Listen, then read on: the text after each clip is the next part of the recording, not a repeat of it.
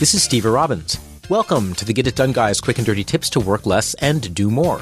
The secret to getting grand, bold, stupendous things done is through delegation. Together, groups of people can accomplish in weeks or months what would take one person years of work, and even then, only if she has 6 arms, 14 eyes, and super strength.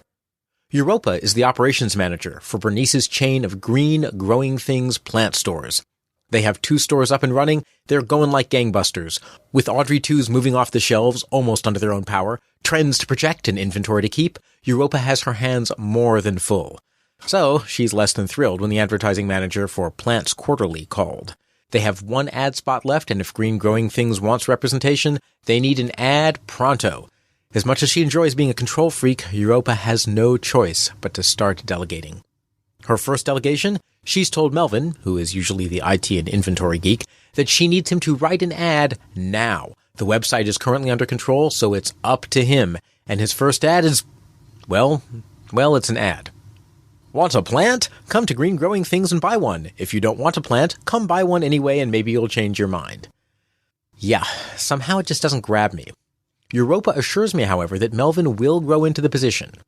Sure. The same way that politicians grow into people who care lovingly for the welfare of the country as a whole. Now that Melvin is writing ads, there's no one working on inventory management. Bags of seeds are everywhere, roses are strewn about, petunias are falling from the rafters, and the fertilizer... Well, we won't talk about the fertilizer. Someone needs to bring order to this chaos. I told Europa, and she proclaimed, "Delegation works. Just delegate the inventory to intern MG." So I tell MG, "Get the inventory under control, please." Being something of an overachiever, he comes back in 3 hours and the store is spotless. Gotta go. Busy week. I'm learning Arabic, studying for my EMT exam, taking a full course load, and writing front-page stories for major metropolitan newspapers. Plus, I have a debate tournament, and next week I'm traveling. See you in 2 weeks. And he's out the door. Delegating to Melvin seems to be a bad idea. He doesn't have the skill set, and he's writing bad ad copy. While the MG delegation couldn't be more amazing. He either had the skill set, or he developed it instantly, finished in 3 hours, and now he's off to his next tasks. But all is not as it seems.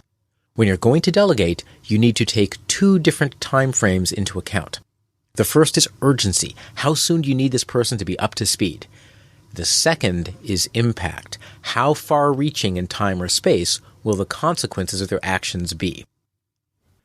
For urgent, low-impact tasks, you can bring in someone who's relatively untested, but who can get the job done in the moment.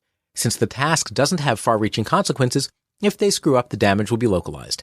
Melvin's ad writing falls into this category. At a thriving plant store, an ineffective ad isn't really going to do any damage, it just won't produce a spike in sales. When the tasks are clerical and don't require specialized knowledge, this is the kind of work you might delegate to a temp. If one of your valued employees needs to be put in their place and shown who's boss, however, you can delegate urgent, low-impact tasks to them and explain, "I was going to hire a temp to do this, but then I remembered that we have you." For urgent, high-impact tasks, it can make sense to hire a consultant. You want someone with a proven track record who can hit the ground running, and that means start producing the moment they start, not tripping while jogging and face-planting on the sidewalk. Negotiate a contract where you pay for results, not time, so the consultant has every incentive to know their stuff before walking in or to get up to speed at their own expense. Since the task is high impact, you need it done right the first time. Straightening up the inventory is urgent, but the impact will be felt for weeks or months to come. MG straightened the inventory and then he vanished for 2 weeks. Being a young intern, he put things on shelves, but I don't see any documentation of where the things are. He met the short-term need, but in his youthful zeal, he didn't have the perspective to meet the long-term need. Giving him responsibility was short-term smart, but long-term poor judgment. Non-urgent low-impact tasks make good development opportunities for your employees. Since they aren't urgent and any problems from doing them wrong are limited, you can give them to an employee as a chance to grow and learn in their spare time. In my first job out of business school, I worked for Intuit, and I was given the job of establishing Australian distribution for Quicken. Now, I knew nothing about distribution or about Quicken, but the job was a great way to learn. Since the Australian market was small, too small to even pay for a trip there, unfortunately, the damage I could do was limited, but the experience could become quite valuable to Intuit down the road. Non-urgent, high-impact tasks let delegation grow your people and your organization all at once. A non-urgent, high-impact task is a task that really needs to be done right, or the consequences could echo down the ages. For example, safeguarding the One Ring. If you are Sauron the Dark Lord, you really care about having a safe place for your jewelry. You don't necessarily need it this instant, But if you're robbed or if you happen to lose your ring in a world-spanning war between good and evil and you haven't made preparations, it could lead to even more trouble for you down the road.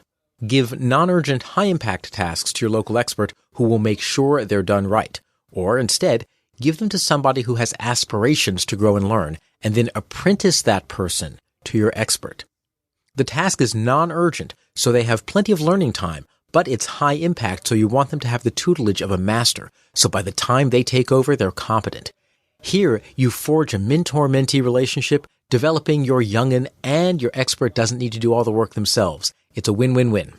Delegation can free you up, but delegate wisely.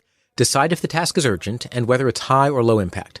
For high-impact tasks, you always want a guaranteed level of expertise. Use an expert directly for an urgent task, or delegate to someone under the auspices of an expert for a non-urgent task. If the consequences of failure are limited in scope, delegate to a temp for urgent tasks, or to a self-starter, self-learning employee for limited scope, low-impact tasks.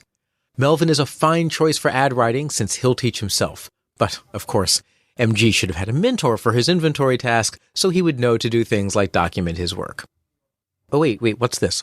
Oh, look, it's a little envelope from MG. Oh, this must be him thanking me for my wonderful mentorship. Dear Stever, I did document the inventory cleanup. If you take a look on the shared drive under Inventory Administrative Details, there's a document called Inventory Map and Guide with today's date. Yes, I see. Good job. Of course, be careful the person you delegate to doesn't get too big an ego. Right, MG? This is Stever Robbins. Follow Get It Done Guy on Twitter and Facebook. I help people achieve transformative results in and around their business. If you want to know more, visit steverrobbins.com. That's STEVERROBBINS.com. Work less, do more, and have a great life.